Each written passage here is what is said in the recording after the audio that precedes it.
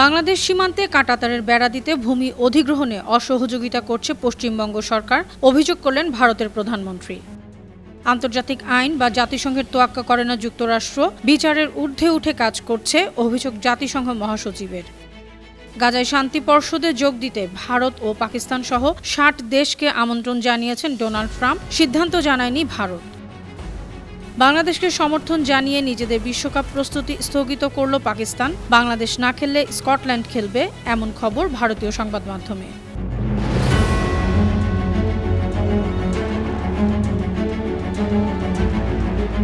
শুনছিলেন সংবাদ শিরোনাম। সবাইকে স্বাগত জানাচ্ছি বিশ্বজুড়ে প্রতিদিনে বিশ্বের বিভিন্ন প্রান্তের সবশেষ তথ্য জানাতে আপনাদের সঙ্গে আছি আমি অনন্যা চৈতি। ভারতের প্রধানমন্ত্রী নরেন্দ্র মোদী অভিযোগ করেছেন, পশ্চিমবঙ্গ সরকার বাংলাদেশ সীমান্তে কাঁটাতারের বেড়া দিতে ভূমি অধিগ্রহণে অসহযোগিতা করছে। রোববার ২০০৬ সালের কৃষক আন্দোলনের স্মৃতি বিজড়িত সিঙ্গুরের এক বিশাল জনসভায় ভাষণে তিনি এ অভিযোগ করেন। এ সময় মোদী দাবি করেন, মুখ্যমন্ত্রী মমতা বন্দ্যোপাধ্যায় ভোট ব্যাংকের রাজনীতির স্বার্থে অনুপ্রবেশকারীদের অবাধে প্রবেশের সুযোগ করে দিতেই সীমান্ত সুরক্ষায় বাধা দিচ্ছেন। কেন্দ্রীয় প্রকল্পগুলো রাজ্যে বাস্তবায়ন করতে না দিয়ে সাধারণ মানুষকে বঞ্চিত করছে তৃণমূল সরকার। রাজনৈতিক লড়াই করতে গিয়ে মমতা পশ্চিমবঙ্গের মানুষের ভবিষ্যৎ নিয়ে খেলছেন। যুক্তরাষ্ট্রের ভার্জিনিয়া অঙ্গরাজ্যে একটি মোটেলে মাদক ও যৌন ব্যবসার অভিযোগে ভারতীয় বংশোদ্ভূত দম্পতি সহ মোট ৫ জনকে গ্রেফতার করেছে গোয়েন্দারা। গ্রেফতারকৃত ভারতীয়দের নাম কোষা শর্মা, তরুণ শর্মা। তাদের ছাড়া মার্গো পিয়ার্স, জশুয়া রেডিক এবং রাশার্ড স্মিথ নামে আরও ৩ জনকে গ্রেফতার করেছেন গোয়েন্দারা। কোষাকে ওই চক্রের লোকজন মা বা মামাকে এবং তরুণকে পপ বা পা বলে ডাকতেন। উত্তর ভার্জিনিয়ার ফেডারেল আইনজীবীরা বলছেন, এই দম্পতি তাদের মালিকানাধীন রেড কার্পেট ইন হোটেলের ৩ তলায় মাদক বিক্রি এবং যৌন ব্যবসা করতেন। ২০২৩ সালের মে মাস থেকে শর্মা দম্পতি এই হোটেলটি পরিচালনা করে আসছেন। আন্তর্জাতিক আইন বা জাতিসংঘের নীতিমালা তোয়াক্কা না করেই যুক্তরাষ্ট্র বিচারের ঊর্ধ্বে উঠে কাজ করছে। আমেরিকা মনে করে বৈশ্বিক সমস্যার বহুপাক্ষিক সমাধানের চেয়ে তাদের নিজস্ব ক্ষমতা ও প্রভাবই বেশি গুরুত্বপূর্ণ। এমনই অভিযোগ করেছেন জাতিসংঘ মহাসচিব অ্যান্টনিও গুতেরেস। সম্প্রতি বিবিসির রেডিও 4-এর টুডে অনুষ্ঠানে এমন অভিযোগ করেন তিনি। সেখানে গুতেরেস স্বীকার করেন, সদস্য রাষ্ট্রগুলোকে জাতিসংঘের সনদ মানাতে হিমশিম খেতে হচ্ছে। সংঘাত নিরসনে জাতিসংঘ আন্তরিকভাবে চেষ্টা করছে, তবে শক্তিধর দেশগুলোর মতো বিশেষ প্রভাব খাটানোর ক্ষমতা জাতিসংঘের নেই। ফিলিস্তিনের গাজায় অন্তর্বর্তী প্রশাসনের কার্যক্রম তদারকে গঠিত বোর্ড অব পিস বা শান্তি পর্ষদে ভারত ও পাকিস্তানকে যোগ দিতে আমন্ত্রণ জানিয়েছেন যুক্তরাষ্ট্রের প্রেসিডেন্ট ডোনাল্ড ট্রাম্প। ভারতের পররাষ্ট্র মন্ত্রণালয় এ বিষয়ে চূড়ান্ত সিদ্ধান্ত জানায়নি, তবে পাকিস্তানের পররাষ্ট্র মন্ত্রণালয় জানিয়েছে, ইসলামাবাদ গাজায় শান্তি ও নিরাপত্তা প্রতিষ্ঠায় আন্তর্জাতিক প্রচেষ্টার সঙ্গে যুক্ত থাকবে। ট্রাম্পের ২০ দফা শান্তি পরিকল্পনার দ্বিতীয় ধাপ হিসেবে এই বোর্ড গঠন করা হয়েছে।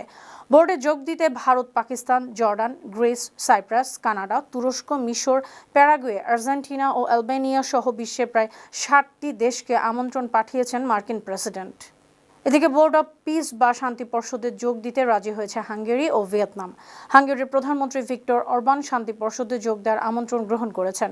অরবান ইউরোপীয় নেতাদের মধ্যে ট্রাম্পের ঘোর সমর্থক। ভিয়েতনামের পররাষ্ট্র মন্ত্রণালয়ের বিবৃতি দিয়ে বলেছে, দেশটির কমিউনিস্ট পার্টির প্রধান তো লামাও এ প্রস্তাবে রাজি হয়েছেন।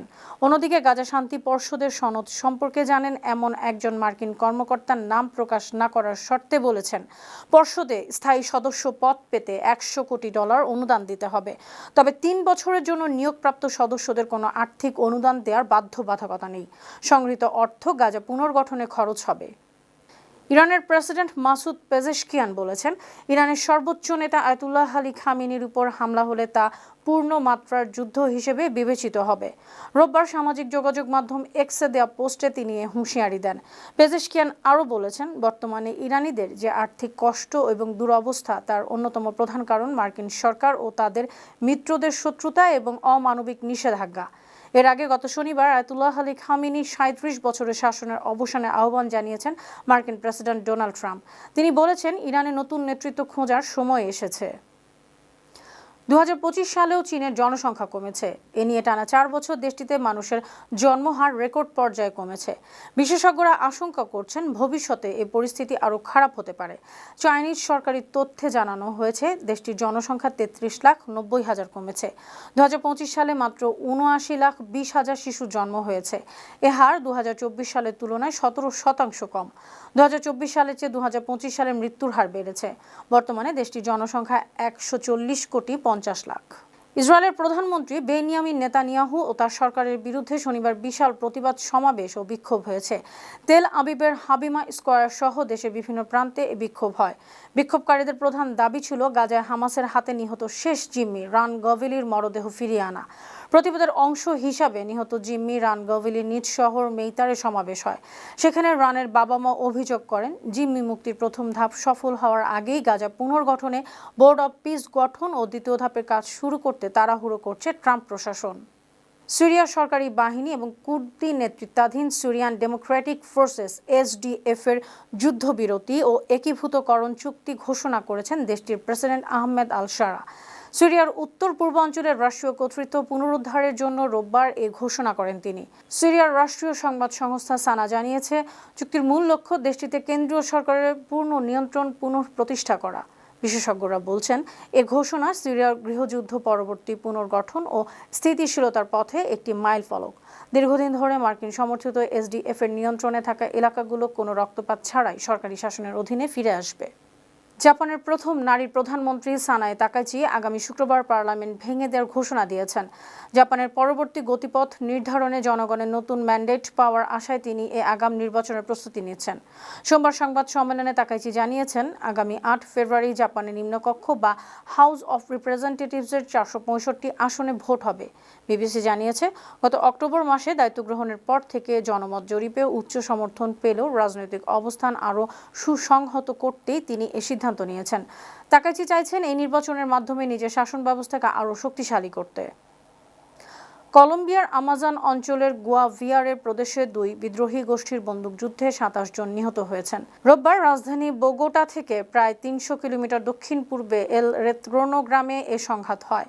দেশটির সামরিক সূত্র জানিয়েছে, কোকেন উৎপাদন ও পাচার নিয়ন্ত্রণ নিয়ে রেভলিউশনারি আর্মড ফোর্সেস অব কলম্বিয়ার ২টি উপদল এই সংঘর্ষে জড়িয়েছে।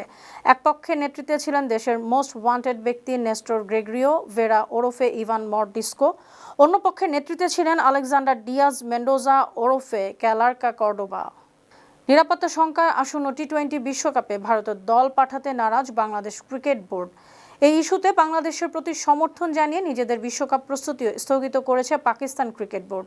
আগামী ৭ ফেব্রুয়ারি ভারতে শুরু হতে যাওয়া বিশ্বকাপের জন্য পাকিস্তান দলের প্রস্তুতি বন্ধ রাখারও নির্দেশ দিয়েছে পিসিবি।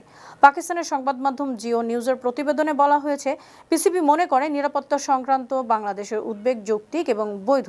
এ কারণে বাংলাদেশ ইস্যুতে আইসিসি সম্মানজনক সমাধান না করলে পাকিস্তানও টুর্নামেন্টে তাদের অংশগ্রহণ পুনর্বিবেচনা করবে। অন্যদিকে আন্তর্জাতিক ক্রিকেট কাউন্সিল আইসিসি বাংলাদেশকে জানিয়েছে, টি-২০ বিশ্বকাপের ম্যাচ ভারতেই খেলতে হবে, নয়তো টুর্নামেন্ট থেকে বাদ পড়বে। সোমবার এমন খবর জানিয়েছে বিভিন্ন সংবাদ মাধ্যম।